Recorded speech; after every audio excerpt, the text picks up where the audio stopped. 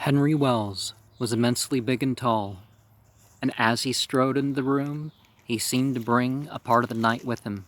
He collapsed on a sofa and surveyed us with frightened eyes. Howard laid down the story he had been reading, removed and wiped his glasses, and frowned. He was more or less tolerant of my bucolic visitors. We waited for perhaps a minute, and then the three of us spoke almost simultaneously. A horrible night. Beastly, isn't it? Wretched. Henry Wells frowned. Tonight, he said, I met with a funny accident. I was driving Hortense through Mulligan Wood. Hortense? Howard interrupted. His horse, I explained impatiently. You were running from Brewster, weren't you, Henry? From Brewster, yes, he replied.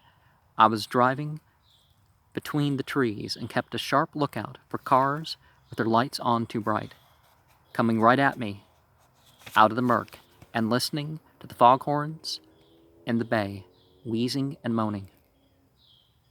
Which, when something wet landed on my head, rain, I thought. I hope that the supplies keep dry.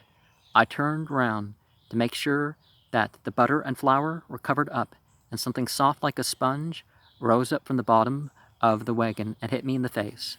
I snatched at it and caught it between my fingers. In my hands, it felt like jelly. I squeezed it, and moisture ran out of it, down my wrists. It wasn't so dark that I couldn't see it either. Funny how you can see in fogs. They seemed to make the night lighter. There was a sort of brightness in the air. I don't know, maybe it wasn't the fog either. The trees seemed to stand out. You couldn't see them sharp and clear. You could see them sharp and clear. As I was saying, I looked at the thing, and what do you think it looked like? Like a piece of raw liver, or like a calf's brain. Now that I come to think of it, it was more like a calf's brain. There were grooves in it, and you don't find many grooves in liver. Liver's usually as smooth as glass. It was an awful moment for me. There's someone up in one of those trees, I thought. He's some tramp or crazy man or fool, and he's been eating liver. My wagon frightened him, and he dropped it. A piece of it? I can't be wrong. There was no liver in my wagon, and when I left Brewster, I looked up, and you know how tall all the trees are in Mulligan Wood. You can't see the tops of some of them from the wagon road on a clear day. And you know how crooked and queer-looking some of the trees are. It's funny that I've always thought of them as old men. Tall old men. You understand? Tall and crooked and very evil. I've always thought of them as wanting to work mischief. There's something unwholesome about trees that grow very close together and grow crooked. I looked up. At first I didn't see anything but the tall trees, all white and glistening with the fog, and above them a thick white mist that hid the stars. And then something long and white ran quickly down the trunk of one of the trees. It ran so quickly down the tree that I couldn't see it clearly, and it was so thin anyway that there wasn't much to see, but it was like an arm. It wasn't like a long, white, and very thin arm, but of course it was what made me compare it to an arm, because it was really nothing but a thin line like a wire, a string. I'm not sure that I saw it at all. Maybe I imagined it. I'm not even sure that it was as wide as a string, but it had a hand. Didn't it? When I think of it, my brain gets dizzy. You see, it moved so quickly that I couldn't see it clearly at all, but it gave me the impression that it was looking for something, that it had dropped. For a minute, the hand seemed to spread out over the road, and then it left the tree and came toward the wagon. It was like a huge white hand walking on its fingers, with a terribly long arm fastened to it that went up and up until it touched the fog, or perhaps until it touched the stars. I screamed and slashed Hortense with the reins. But the horse didn't need any urging. She was up and off before I could throw the liver, or calf's brain, or whatever it was, into the road. She raced so fast that she almost upset the wagon. I didn't draw in the reins. I'd rather lie in a ditch with a broken rib than have a long white hand squeezing the breath out of my throat. We had almost cleared the wood and I was just beginning to breathe again when my brain went cold. I can't describe what happened in any other way. My brain got as cold as ice inside my head. I can tell you I was frightened. Don't imagine I couldn't think clearly. I was conscious of everything that was going on about me, but my brain was so cold I screamed with pain. Have you ever held a piece of ice in the palm of your hand for as long as 2 or 3 minutes? It burnt, didn't it? Ice burns worse than fire. Well, my brain felt as though it had lain on ice for hours and hours. There was a furnace inside my head, but it was a cold furnace. It was roaring with raging cold. Perhaps I should have been thankful that the pain didn't last. It wore off in about 10 minutes, and when I got home, I didn't think I was any the worse for my experience. I'm sure I didn't think I was any the worse until I looked at myself in the glass. Then I saw the hole in my head. Henry Wells leaned forward and brushed back the hair from his right temple. Here is the wound, he said. What do you make of it? He tapped with his fingers beneath a small, round opening in the side of his head. It's like a bullet wound, he elaborated. But there was no blood, and you can look in pretty far. It seemed to go right into the center of my head. I shouldn't be alive. Howard had risen and was staring at my neighbor with angry and accusing eyes. Why have you lied to us? He shouted. Why have you told us this absurd story? A long hand? You were drunk, man, drunk, and you've succeeded in doing what I'd have sweated blood to accomplish. If I could have made my readers feel that horror, know that for a moment, that horror that you describe in the woods, I should be with the immortals. I should be greater than Poe, greater than Hawthorne, and you, a clumsy, drunken liar. I was on my feet with a furious protest. He's not lying, I said. He's been shot. Someone has shot him in the head. Look at this wound. My God, man, you have no call to insult him. Howard's wrath died, and the fire went out of his eyes. Forgive me, he said. You can't imagine how badly I've wanted to capture that ultimate horror and put it on paper, and he did so easily. If he had warned me that he was going to describe something like that, I would have taken notes. But, of course, he doesn't know that he is an artist. It was an accidental tour de force that he accomplished. He couldn't do it again. I'm sure I'm sorry. I went up into air. I apologize. Do you want me to go for a doctor? That is a bad wound. My neighbor shook his head. I don't want a doctor, he said. I've seen a doctor. There's no bullet in my head. That hole was not made by a bullet. When the doctor couldn't explain it, I laughed at him. I hate doctors. I haven't much use for fools who think I'm in the habit of lying. I haven't much use for people who won't believe me when I tell them I saw the long white thing come sliding down the tree as clear as day. But Howard was examining the wound in defiance of my neighbor's indignation. It was made by something round and sharp, he said. It's curious, but the flesh isn't torn. A knife or bullet would have torn the flesh, left a ragged edge. I nodded, and was bending so to study the wound, when Wells shrieked and clapped his hands to his head. Ah, he choked. It's come back. The terrible, terrible cold. You know, the head's where most of our moisture is. There's an artist that I hope to interview, and maybe by the time this is released, that interview will be out. That this person says that they put in one of their in a book that they that she paints naked in a ski mask, and I guess most of the year where she lives that it's too cold to be completely naked, but a ski mask could help keep one warm. Or maybe that's something else, I don't know. Howard stared. Don't expect me to believe such nonsense, he exclaimed disgustedly. But Wells was holding on to his head and dancing about the room in a delirium of agony. I can't stand it, he shrieked. It's freezing up on my brain. It's not like an ordinary cold. It isn't. Oh God, it's like nothing you've ever felt. It bites, it scorches, it tears. It's like acid. I laid my hand upon his shoulder and tried to quiet him, but he pushed me aside and made for the door. "I've got to get out of here," he screamed. "The thing wants room. My head won't hold it. It wants the night, the vast night. It wants to wallow in the night." At night, the jinn come out, which it looks like it's sunset, so... He threw back the door and disappeared in the fog. Howard wiped his forehead with the sleeve of his coat and collapsed into a chair. "Mad," he muttered. "A tragic case of manic-depressive psychosis. Who would want to suspect it? The story he told us wasn't conscious art at all. It was simply a nightmare fungus conceived by the brain of a lunatic." "Yes," I said. "But how do you account for the hole in his head?" "Oh, that," Howard shrugged. He probably always had it. Probably he was born with it." "Nonsense," I said. "The man never had a hole in his head before. Personally, I think he's been shot. Something ought to be done. He needs medical attention. I think I'll phone Dr. Smith." "It's useless to interfere," said Howard. "That hole was not made by a bullet. I advise you to forget him until tomorrow. His insanity may be temporary. It may wear off. And then he'd blame us for interfering.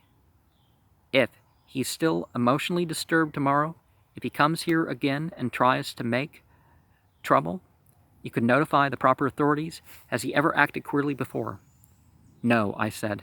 "He was always quite sane, and I think I'll take your advice and wait." "But..." This seat's too sharp. "But I wish I could explain the hole in his head. The story he told interests me more," said Howard. "I'm going to write it out before I forget it. Of course, I shan't be able to make the horror as real as he did, but perhaps I can catch a bit of the strangeness and glamour." He unscrewed his fountain pen and began to cover a sheet of paper with curious phrases. I shivered and closed the door. For several minutes there was no sound in the room save the scratching of his pen as it moved across the paper. For several minutes there was silence, and there were shrieks commenced. Or were they wails? We heard them through the closed door, heard them above the moaning of the foghorns and the wash of the waves on Mulligan's Beach.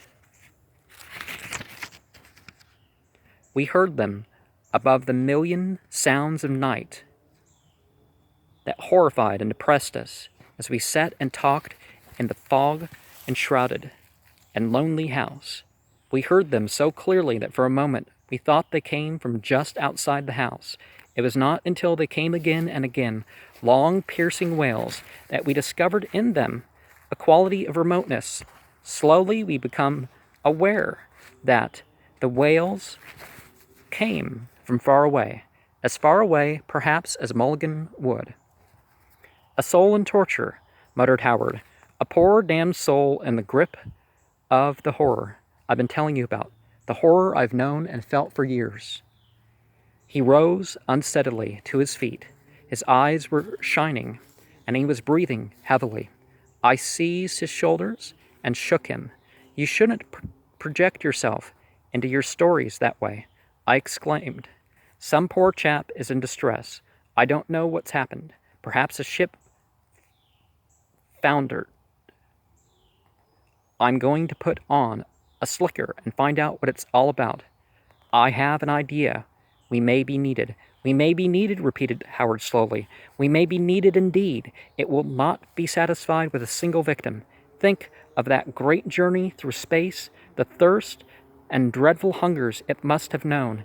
It is preposterous to imagine that it will be content with a single victim." Then suddenly a change came over him. The light went out of his eyes, and his voice lost its quiver. He shivered. "Forgive me," he said.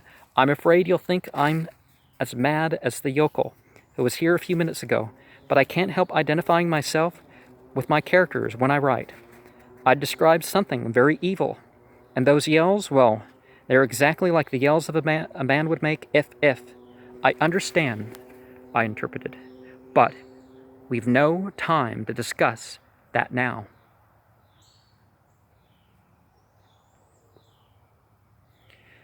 "There's a poor chap out there." I pointed vaguely toward the door. "With his back against the wall, he's fighting off something.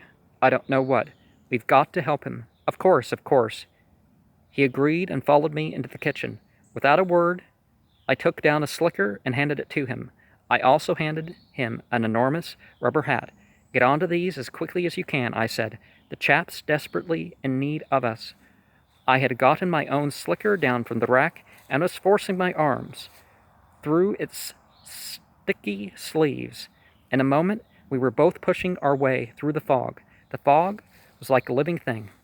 Its long fingers reached up and slapped us relentlessly on the face. It curled about our bodies and ascended in great grayish spirals from the tops of our heads and treated before us, and it suddenly closed in and enveloped us. Dimly ahead of us, we saw the lights of a few lonely farms. Behind us, the sea drummed, and the foghorns sent out continuous, mournful ululation. The collar of Howard's slicker was turned up over his ears, and from his long nose, moisture dripped. There was grim decision in his eyes, and his jaw was set. For many minutes, we plodded on in silence, and it was not until we approached Mulligan Wood that he spake. If necessary, he said, we shall enter the wood. I nodded. There is no reason why we should not enter the wood, I said. It isn't a large wood. One could get out quickly. One could get out very quickly indeed. My God. Did you hear that? The shrieks had grown horribly loud. He is suffering, said Howard. He is suffering terribly. Do you suppose that it is your crazy friend? He had voiced a question which I had been asking myself for some time. It's conceivable, I said, but we have to interfere if he's as mad as that. I wish I'd brought some of the neighbors with me. Why in heaven's name didn't you? Howard shouted. It may take a dozen men to handle him. He was staring at the tall trees that towered before us, and I didn't think he really gave Henry Wells so much as a thought. That's Mulligan Wood, I said. I swallowed to keep my heart from rising to the top of my mouth. It isn't a big wood, I added idiotically. Oh, my God. Out of the fog there came the sound of a voice in the last extremity of pain. They're eating up my brain. Oh, my God. I was at that moment in deadly fear that I might become as mad as the man in the woods. I clutched Howard's arm. Now, certainly don't wait till you're in distress to call on God. Let's go back, I shouted. Let's go back at once. We were fools to come. There is nothing here but madness and suffering and perhaps death. That may be, said Howard, but we're going on. His face was ashen beneath his dripping hat, and his eyes were thin blue slits. Very well, I said grimly. We'll go on. Slowly we moved among the trees. There towered above us, and the thick fog so distorted them and merged them together that they seemed to move forward with us. From their twisted branches, the fog hung in ribbons. Ribbons, did I say? Rather, were they snakes of fog, writhing snakes with venomous tongues and leering eyes. Through whirling clouds of fog, we saw the scaly, gnarled holes of the trees. Every hole resembled the twisted body of an evil old man. Only the small oblong of light cast by my electric torch protected us against their malevolence. Well, light alone can't protect us from the jinn. Through great banks of fog we moved, and every moment the screams grew louder. Soon we were catching fragments of sentences, hysterical shoutings that merged into prolonged walls. Colder and colder and colder. They were eating up my brain. Colder. Ah! Howard gripped my arm. We'll find him, he said. We can't turn back now. When we found him, he was lying on his side.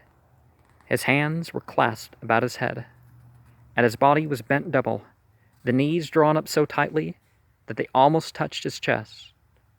He was silent, We bent and shook him, but he made no sound. Is he dead? I choked out. I wanted desperately to turn and run. The trees were very close to us. I don't know, said Howard. I don't know. I hope that he is dead. I saw him kneel and slide his hand under the poor devil's shirt. For a moment his face was a mask. Then he got up quickly and shook his head. He is alive, he said. We must get him into some dry clothes as quickly as possible. Now there are bugs that can burrow holes in people, and animals and stuff, so... Oh, I keep getting distracted by the fireflies. I helped... Well, I wanted to know what the light was, whether someone was out here, so, which shouldn't have been. I helped him. Together we lifted the bent figure from the ground and carried it forward between the trees. Twice we stumbled and nearly fell. The creepers tore at our clothes. The creepers were little malicious hands, grasping and tearing under the malevolent guidance of the great trees, without a star to guide us, without a light, except the little pocket lamp, which was growing dim. We fought out our way, out of Mulligan Wood. The droning did not commence until we had left the wood. At first, we scarcely heard it. It was so low, like the purring of gigantic engines far down in the earth. But slowly, as we stumbled forward with our burden, it grew so loud that we could not ignore it. What is that? Muttered Howard. And through the wraiths of fog, I saw that his face had a greenish tinge. I don't know, I mumbled. It's something horrible. I've never heard anything like it. Can't you walk faster?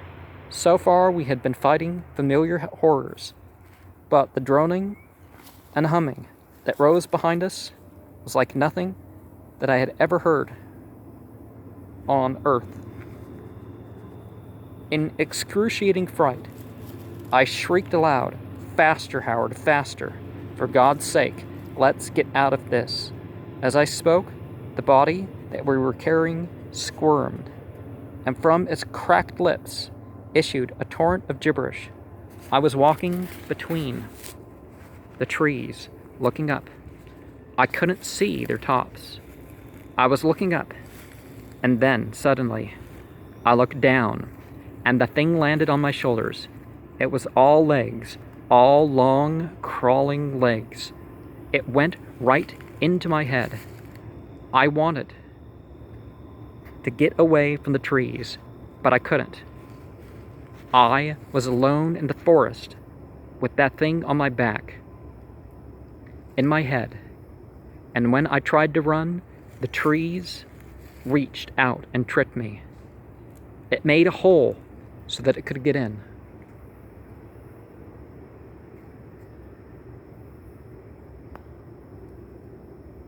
It's my brain it wants.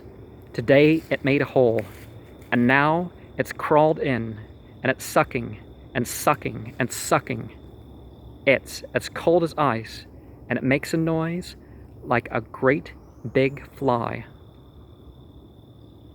But it isn't a fly, and it isn't a hand. I was wrong when I called it a hand. You can't see it. I wouldn't have seen or felt it if it hadn't made a hole and got in. You almost see it. You almost feel it. And that means that it's getting ready to go in. Can you walk, Wells? Can you walk? Howard had dropped Wells' legs, and I could hear the harsh intake of his breath as he struggled to rid himself of his slicker. I think so, Wells sobbed, but it doesn't matter. It's got me now. Put me down and save yourselves. We've got to run, I yelled. It is our one chance, cried Howard. Wells, you follow us. Follow us, do you understand? They'll burn up your brain if they catch you. We're going to run, lad. Follow us.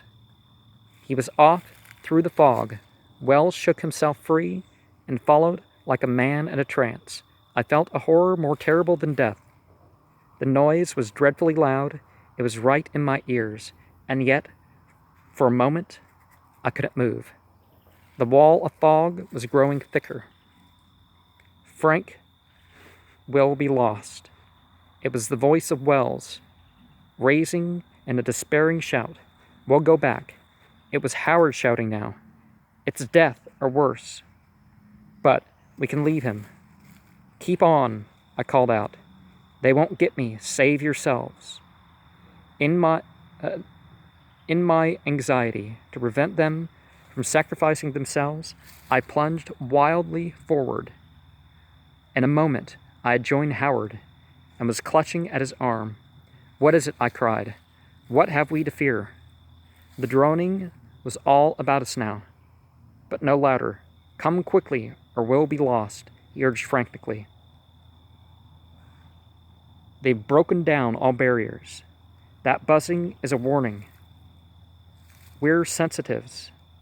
We've been warned, but if it gets louder, we're lost. They're strong, near Mulligan Wood, and it's here they've made themselves felt. They're experimenting now, feeling their way. Later, when they've learned, they'll spread out. If we can only reach that farm, we'll reach the farm, I shouted as I clawed my way through the fog. Heaven help us if we don't, moaned Howard.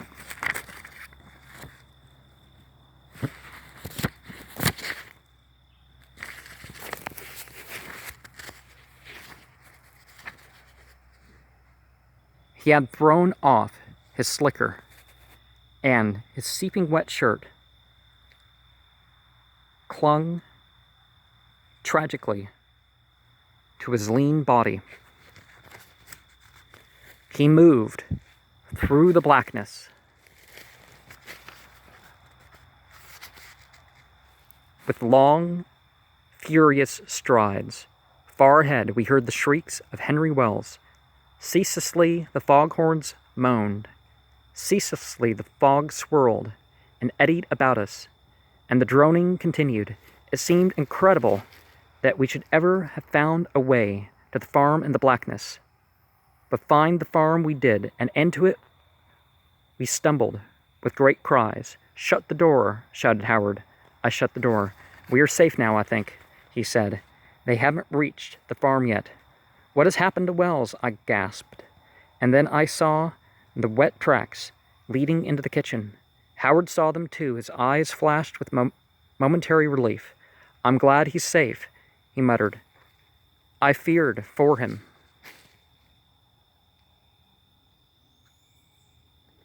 Then his face darkened. The kitchen was unlighted, and no sound came from it. Without a word, Howard walked across the room and into the darkness beyond. I sank into a chair and flickered the moisture from my eyes and brushed back my hair, which had fallen in soggy strands across my face. For a moment I sat, breathing heavily, and when the door creaked, I shivered. But I remembered Howard's assurance. They haven't reached the farm yet. We're safe here. Somehow, I had confidence in Howard. He realized that we were threatened by a new and unknown horror, and in some occult way, he had grasped its limitations. I confessed, though, that when I heard the screams that came from the kitchen, my faith in my friend was slightly shaken, and there were low growls such as I could not believe came from any human throat, and the voice of Howard raised in wild expostulation. Let go, I say. Are you quite mad? Man, we have saved you. Don't, I say. Let go of my leg. Ah. As Howard staggered into the room, I sprang forward and caught him in my arms, and he was covered with blood from head to foot, and his face was ashen. He's gone raving mad, he moaned. He was running about on his hands and knees like a dog. He sprang at me and almost killed me. I fought him off, and I'm hardly bitten. I hit him in the face, knocked him unconscious, and I may have killed him. He's an animal. I had to protect myself.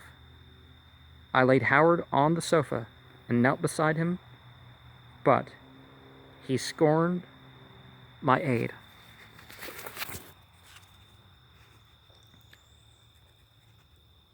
"Don't bother with me," he commanded. "Get a rope, quickly, and tie him up. If he comes to, we'll have to fight him for our lives." What followed was a nightmare. I remember vaguely that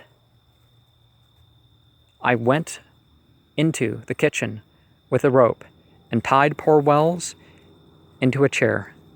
Then I bathed and dressed Howard's wounds and lit a fire in the grate. I remember also that I telephoned for a doctor, but the incidents are confirmed in my memory, and I have no clear recollections of anything until the arrival of a tall, grave man with a kindly and sympathetic eyes, and a presence that was as soothing as an opiate. There are certainly effects that people turn to drugs for because they don't have it in their regular life, but really our brains and bodies are capable of all the good of the drugs. He examined Howard, nodded, and complained that the wounds were not serious. He examined Wells and did not nod. He explained slowly. His pupils didn't respond to light. He said, "An immediate operation will be necessary. I tell you frankly, I don't think we can save him." "That wound in his head, doctor," I said, "was it made by a bullet?" The doctor frowned. "It puzzles me," he said. "Of course it was made by a bullet, but it should have partially closed up. It goes right into the brain. You say you know nothing about it. I believe you, but I think the authorities should be notified at once. Someone will be wanted for manslaughter unless," he paused, "unless the wound was self-inflicted. What you tell me is curious, that he should